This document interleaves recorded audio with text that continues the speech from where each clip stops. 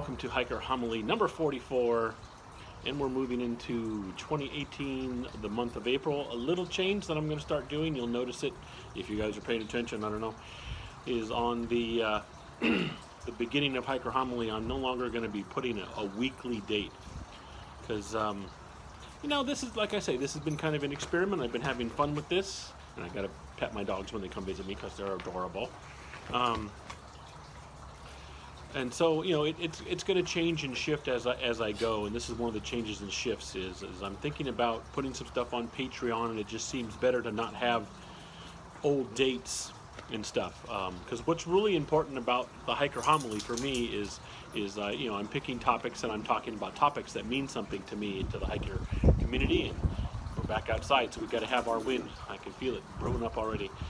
But yeah, topics that are important to the hiker community, important to me. Some of them very important, you can tell, because sometimes I'll get a good rant going and things like that. And this week might be different. So I'll still be trying to do basically a weekly format, but I'm not stuck to exactly a specific day or even a week. Like, for example, this was a holiday week. My family's been home, been having fun, and so I'm shooting this now on a Friday. And so yeah, this week kind of isn't going to have a Hiker Homily, but at the same time, I'm shooting this. I'll get it edited and hopefully put out there by Saturday or Sunday. So, we'll get a Hiker Homily number 44, but not necessarily on the day I used to try and shoot for the beginning of the week and things like that, because that's kind of how it worked out for my schedule. So rather than be fixed to a certain day and the week of type of thing, I'm just gonna shoot when I can do it, and on a topic that I feel about. And so sometimes that means we'll get a couple of videos out a week. Like, I'm thinking about, I'm doing this one now on a Friday, hopefully get it out by Saturday, Sunday, after the editing and stuff like that, once I get time, and then another one shortly after that so we're going to have a couple in rapid succession, and sometimes it'll be a gap in between, so we'll see how it goes. But yeah, a little change there, but of course the one thing that doesn't change is the wind whipping through. So but this week I wanted to talk about the double-edged sword that is trail popularity, and it leads to other things that I've talked about before in Hiker Homily. There are a lot of hikers out there who just have this streak in them.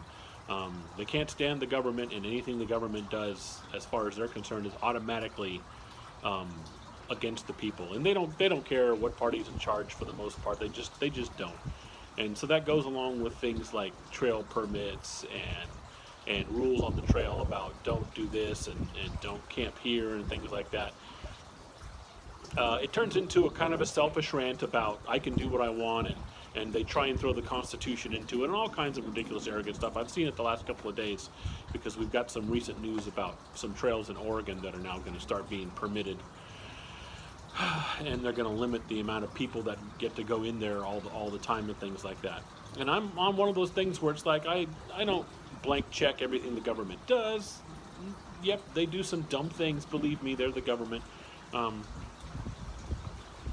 But that doesn't mean that everything they do is evil and automatically, we're personally against you. We just hate hikers, and so we're going to do this. There's usually, when it comes to things like trail permits and rules and stuff like that, the real reason is because they care about the trail. And that's why I wanted to talk about trail popularity, because inevitably, the more popular a trail becomes, the more likely it is that eventually some agency like the BLM or the Forestry Service or somebody is going to have to step in, because when their rangers go through the trail and see how absolutely trashed it is getting, because it's so popular and there's so many people going out on it, they have to do something to try to help that. Otherwise, it's going to be this popular trail, but it's going to be beat to hell. It's no longer going to be this nice, pristine backcountry area. I know I've said it before, and I'll use it before because it is a good example of that, is currently the Lost Coast Trail. For a long time, that is an absolutely beautiful, serene thing. You're right there on the coastline and all kinds of great stuff. It's a beautiful trail. But when I got a chance to hike it last June, you could see and that's actually one that's already got a permit system in it now. Although how closely they check, I don't have a clue, because I know we never ran into a ranger the entire trip we were on the trail, and there was absolutely nobody on either end checking any permits. So how often their permit system is enforced, I don't have a clue. All I know is when I was on it, I didn't see anybody enforcing permits, but I did see a bunch of people on that trail. And the established areas where you're supposed to camp are really showing their wear. The latrine areas, it's bad. It's just really bad, and it kind of detracts from the trip. Certain parts of the trip, fantastic, just beautiful views and things like that of the ocean, and just exciting, challenging, really good hike. But there were certain times where you get to certain areas and it's like, this is horrible. People are just trashing this place, and that's because it's popular. And there's just we were constantly passing and getting passed by hikers and huge groups and tour groups and things like that. So despite how difficult that trail can be, it is very popular, and there's people on it all the time. And that popularity comes with two edges. Number one, there's a bunch of people who have loved that trail, and now they know that area, and now they care about it. And number two, there's that many more people on the trail, and even people who follow the leave no trace tactics and principles, there's still damage being done to the trail, and you're going to have to camp somewhere, and camping usually means you're going to be producing some kind of waste and things like that. And sheer numbers, no matter how many rules you follow, sheer numbers can end up doing damage. And so that's that double-edged sword. Is for a long time people were just trying to get people, when I first got into backpacking and things like that, a lot of folks trying to spread the word. You guys should get into this. It's so beautiful and it's amazing. And you get out into the forest and you start caring about the forest, because you've seen how gorgeous it is, and how fragile it can be to man destroying it and things like that.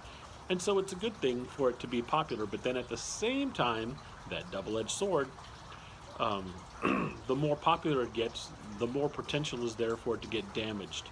And I know this is going to be controversial, because it's a vociferous crowd, but the more popular it gets, the more some of the other groups who like the outdoors want to get into it. And sometimes that means the mountain bikers. Now, I get mountain biking, it's probably very exciting and things like that, but it is a fact that bikes tear up the trail much faster and much worse than hikers going through at the speed they go through.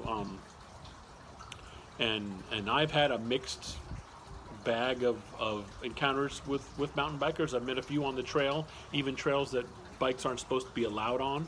But since I'm not a ranger or an enforcer, it's not my job to take those folks on. But they were respectful people. They weren't barreling down the trail and almost ran into me. They were, they gave right of way, and they were friendly. I said hi to them, they said hi to me. Great encounter. But then there's also been those where I have run into where they're in an area where mountain bikes aren't allowed, and they're barreling down the trail, and they expect you to get out of the way, and if you don't get out of the way fast enough, they've got some choice words for you and stuff like that. And it just, and unfortunately, that is part of what comes with trail popularity, is you're going to get folks like that. And there's hikers that are out there too, that they're not going out to the backcountry because they enjoy the backcountry, because they love the woods. They're going out there because they saw a trail that's on a list of things you should do, and so they're ticking it off their list. It's just, like the Lost Coast Trail. There's another trail I've done, check mark. And they really don't care about the trail. They really don't care about the area. Once they're done with it, they don't give it another thought. They move on to some other trail so they can do that. So, there's hikers out there too that have that issue. But that's my take on it. The double-edged sword of trail popularity. On one side, it can help things, because the more people that are into that kind of thing and into the outdoors, the more people have a voice in when the government does decide to move in. Hey, this would be cool to put a mine here, or maybe we should release this area for this and that, or logging, or different things. And I'm not having to go with the logging industry. It's an industry we need, and there's a right way to do it, and most companies try and do it the right way. But there are certain areas that, I'm sorry, they don't need to be logged. We have places that we can do logging in, and let's leave it at that. Um, but yeah, it's just, the more people, the more voices you have to try and defend these areas when they need defending from various things and stuff like that. The less you have, the less voice you have behind it. Um, but at the same time, the more people that have experienced it, that's the more people that can do damage, regardless of how careful they are. There's still going to be some there. Um, yeah, so double-edged sword. What do you think? As usual, you can contact me at hikingforhealthca@gmail.com or hikingforhealthca on Facebook, Instagram, and the comments down below this video. And as you can see, we got some rain finally rolling in California. The last week or so, I haven't had a chance to do any kind of real training after I made my leap and applied for my permit for the PCT and all that kind of good stuff to try and do at least the desert this summer, if not more than that. All of a sudden, my training came grinding to a halt. I'd done some stuff inside. I do have a treadmill and stuff, but it's not quite the same. But it came to a grinding halt because this valley has had nothing but smoke from the campfire up near what used to be Paradise, California. I talked about that in the last hiker homily. Has just been sitting on this valley, and the air quality's been so bad you really can't exercise in it. It's not good for you.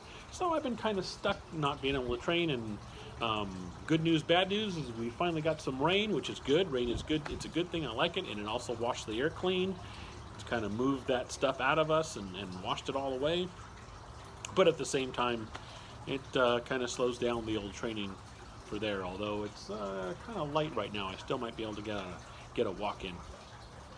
But that's it for this episode of Hiker Homily, the two-edged sword of trail popularity. I tell you what, it's there, and it's kind of an unfortunate thing and a good thing at the same time. And it's one of the things I don't think there's a solution to it, because, like I say, even leave no trace principles.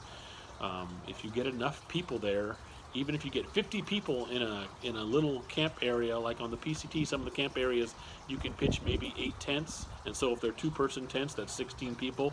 But you get 25, 30 or more showing up in this campsite. Even if all 25 or 30 are observing perfect leave no trace principles, that many people in that little of an area are going to cause damage. It's just nothing you can do about it. So numbers make a difference, and a lot of the times trying to mitigate that difference that those numbers make means things like trail rules, trail permits, and stuff like that. And then, like I say, that just kicks in the portion of the hiking community that are just, I'll do what I want, the Constitution, and I pay taxes, and I can do anything. And holy mackerel, I've seen it all out there online. It's just ridiculous, but there it is. All right, so that's Hiker Homily for this time, and we will see you probably next week.